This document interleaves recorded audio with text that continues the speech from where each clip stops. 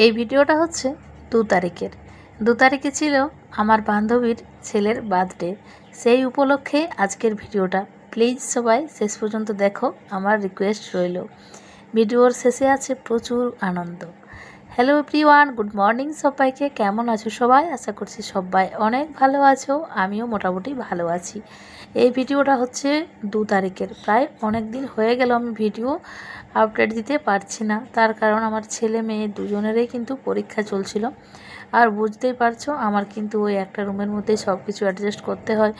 আর বাইরে কোথাও গিয়ে ভিডিও এডিটিং করা, ভয়েস দেওয়ার মতো আমি জায়গাও পাইনি, এমনকি সময়ও হয়ে ওঠেনি।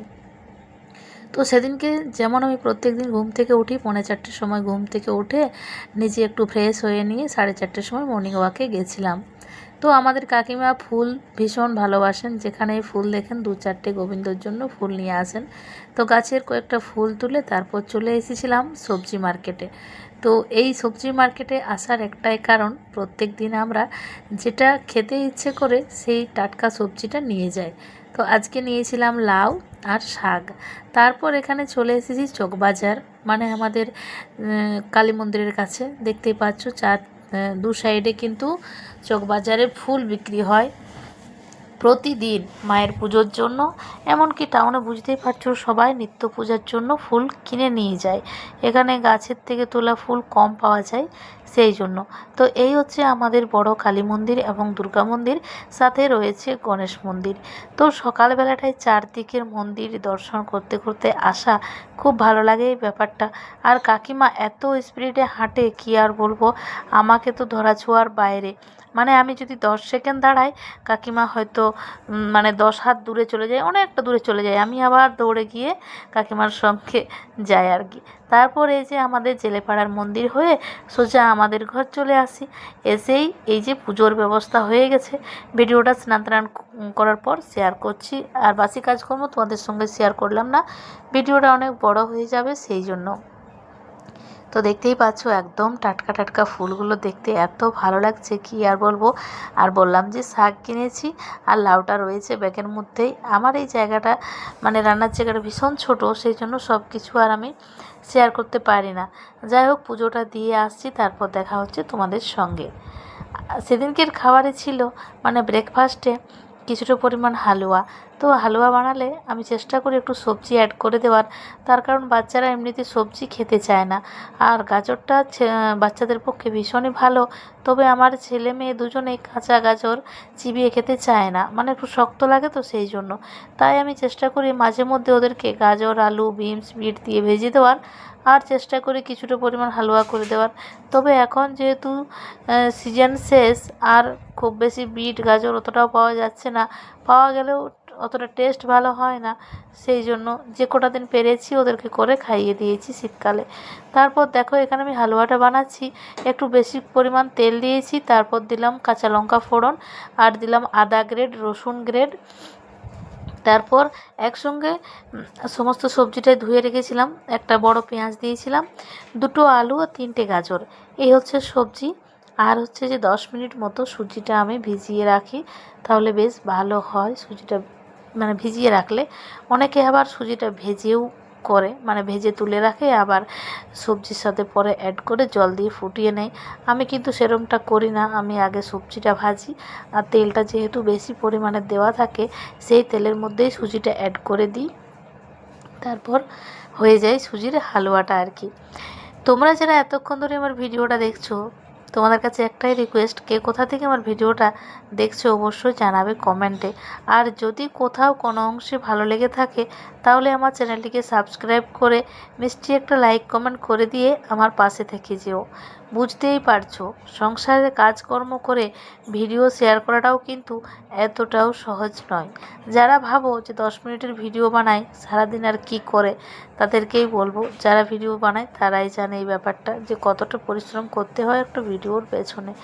যাই হোক, তোমাদের সঙ্গে গল্প করতে করতে দেখো আমার সুজির হালুয়াটা কিন্তু ফাইনালি কমপ্লিট হয়ে গেছে। ওপর থেকে 2 চামচ মতো চিনি ছড়িয়ে দিয়েছি, তাহলে কিন্তু মানে টক টক না মিষ্টি ঝাল হবে আর কি টেস্টটা। তো খুব সুন্দর হয়েছে। আর এই সুজিটা হচ্ছে 2 প্যাকেট দিয়েছিলাম, সেই জন্য একটু বেশি পরিমাণ হয়েছে। মানে ওই 1 প্যাকেট সুজি দিলে না ওই 2টো বাচ্চারই হয়, আমাদের আর হয় না। আর সেদিনকে ছিল বৃহস্পতিবার, তাহলে হাজব্যান্ডও বাড়িতে ছিল, ওর জন্য কিছুটা পরিমাণ বানিয়েছিলাম। এমনি দিনে তো আমরা কিছু না কিছু বানিয়ে খাই, তবে ও যদি বাড়িতে থাকে তাহলে আমি চেষ্টা করি কিছু একটু বানিয়ে খাওয়ার।